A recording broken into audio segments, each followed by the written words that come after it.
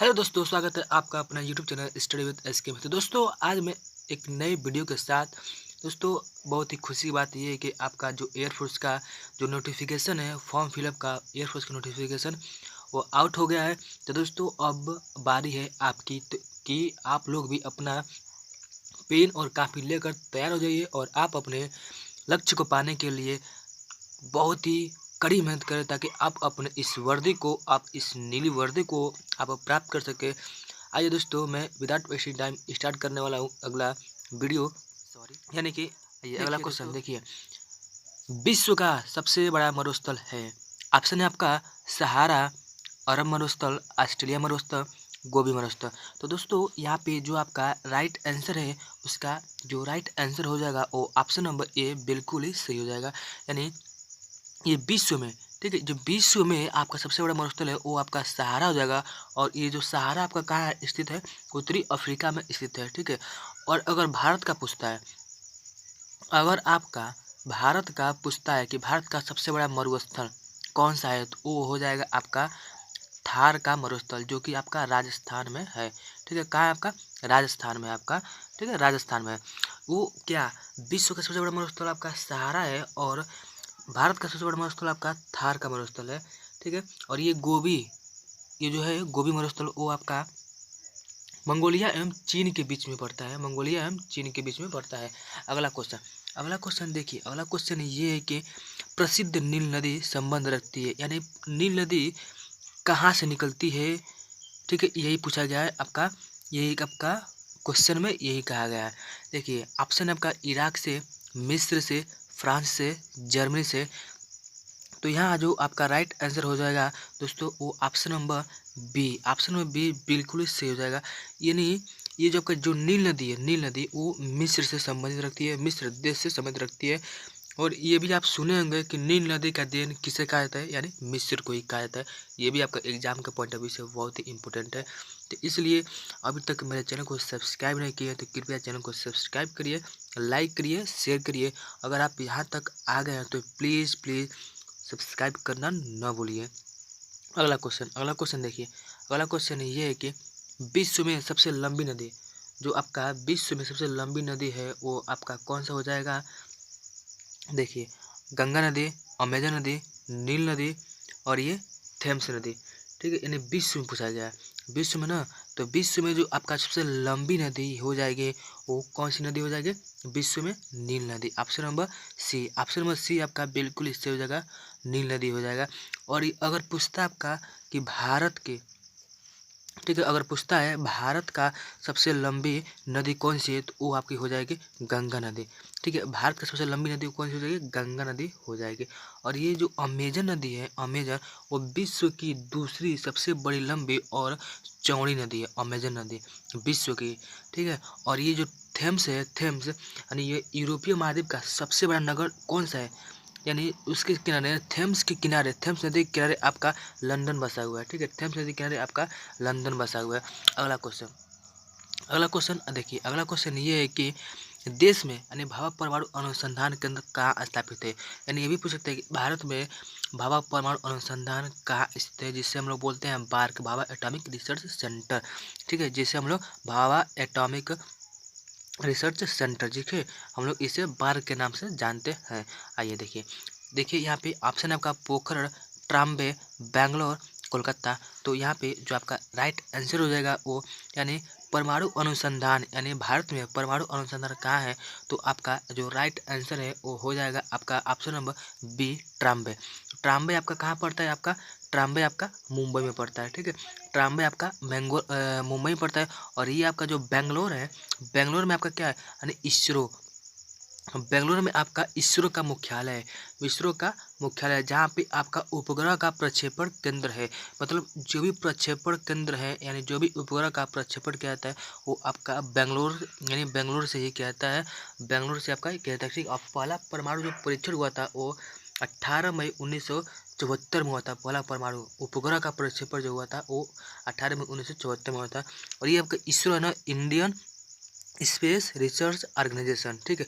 और इसकी जो स्थापना हुई थी, इसरो का जो स्थापना हुआ था इसरो का, वो आपका हो जाएगा क्या, यानी 15 अगस्त ठीक है, 15 अगस्त आपका, और ये 15 अगस्त 1900, नहीं 15 अगस्त आपका कितना हो जाएगा दोस्तों, 15 अगस्त 1869 देगा। ठीक है, 15 अगस्त 1869 में आपका स्थापना हुआ था इसका, इसरो का।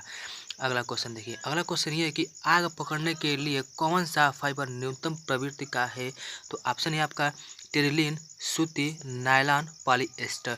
ठीक है, तो यहाँ पे जो आपका राइट आंसर हो जाएगा वो आपका सही आंसर हो जाएगा सूती। यानी जो आपका सूती जो वस्त्र होती है ना, सूती वस्त्र, वो आग पकड़ने वाली एक सूती वस्त्र एक फाइबर ही होती है। ठीक है, एक फाइबर ही होता है, ये सबसे मतलब न्यूनतम प्रवृत्ति की होती है, ये आपका सूती है। तो दोस्तों अभी तक हमारे चैनल को सब्सक्राइब नहीं किए तो कृपया चैनल को सब्सक्राइब करिए, लाइक करिए, ताकि हमें बहुत ही मोटिवेशन प्राप्त हो और हम आपको एक अच्छा से अच्छा कंटेंट यहाँ पे प्रोवाइड करा सके, ताकि आप अपने एग्जाम को एक बहुत ही कम समय में क्रैक कर सके और आप अपने इस वर्दी को प्राप्त कर सके।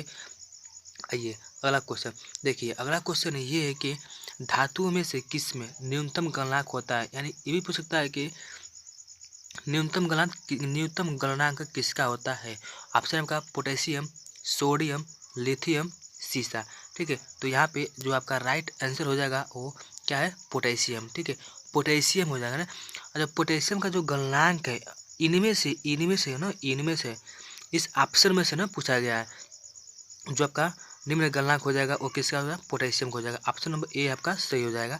ठीक है, ऑप्शन नंबर ए आपका सही हो जाएगा।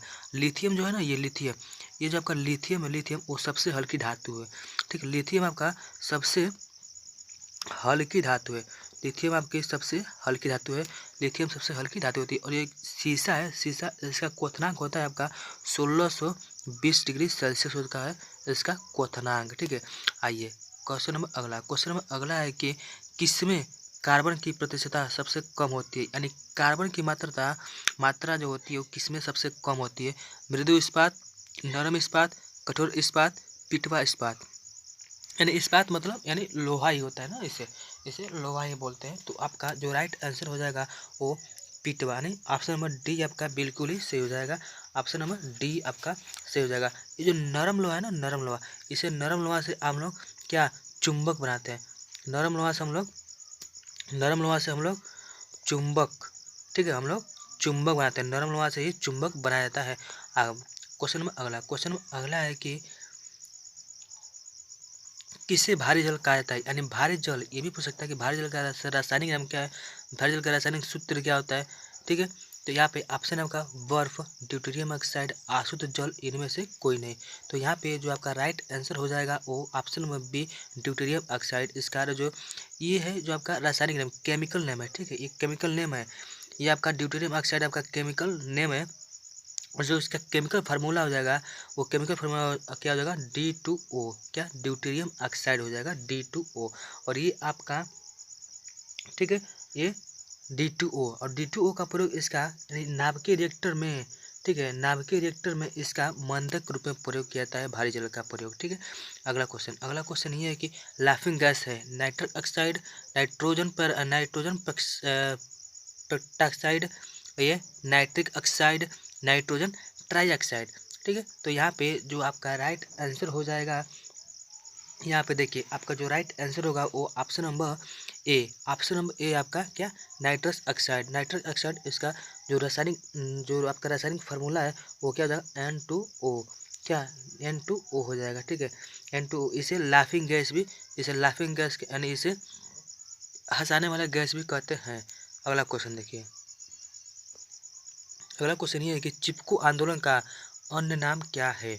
जो का चिपको आंदोलन जो चलाया गया था वो अन्य किस नाम से जाना जाता है। आपका ऑप्शन है औषधीय पौधों का संरक्षण, वनों का संरक्षण, जल का संरक्षण, जनजातियों का संरक्षण।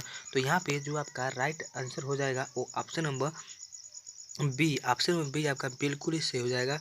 ठीक है, इसे यानी इसमें जो मुख्य जो नेता थे वो कौन थे, सुदूर लाल, यानी इसमें जो मुख्य नेता थे वो सुधीर लाल बहु गोरा थे। ठीक है, तो दोस्तों अगर ये वीडियो आपके लिए एग्जाम के पॉइंट ऑफ व्यू से अगर थोड़ा सा भी हेल्पफुल होगा तो कृपया चैनल को सब्सक्राइब करिएगा, वीडियो को लाइक करिएगा और ज़्यादा से ज़्यादा अपने फ्रेंड सर्कल में शेयर करिएगा। तो दोस्तों आप ऐसे अपना पढ़ाई जारी रखिए, क्योंकि अब आपका एग्ज़ाम का नोटिफिकेशन भी आ गया है कि आपका एग्ज़ाम कब, यानी 18 अप्रैल से 22 अप्रैल तक आपका एग्ज़ाम होने वाला है। ठीक है, तो इसलिए आप अभी से अभी तैयारी में लग जाइए और अपने सपने को पूरा करिए। Bye bye, take care, love you all.